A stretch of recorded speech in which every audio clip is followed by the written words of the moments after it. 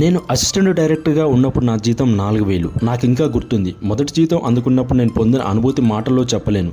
అవన్నీ 100 నోట్లే. షూటింగ్ పనులు ముగించుకొని వాటిని నా జేబులో పెట్టుకొని బైక్ మీద తిరిగి రూమ్కి వెళ్తున్నా. ఆ సమయంలో ఆ డబ్బుతో హైదరాబాద్ని సగం కొనాలనుకున్నా.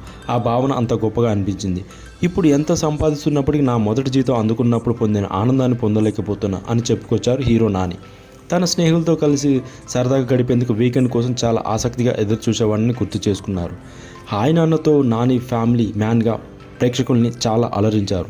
ప్రస్తుతం సరిపోదా శనివారం కోసం వర్క్ చేస్తున్నారు. వివేక్ ఆత్రేయ దర్శకత్వంలో ఇది తెరకెక్కుతుంది. నాని వివేక్ ఆత్రేయ కాంబినేషన్లో విభిన్నమైన కథతో తెరకెక్కుతున్న రెండో సినిమా ఇది. ఇందులో నాని మాస్ లుక్లో కనిపిస్తున్నారు. ప్రియాంక అరుల్ మోహన్ కథానాయిక ఎస్ సూర్య కీలక పాత్ర నటిస్తున్నారు.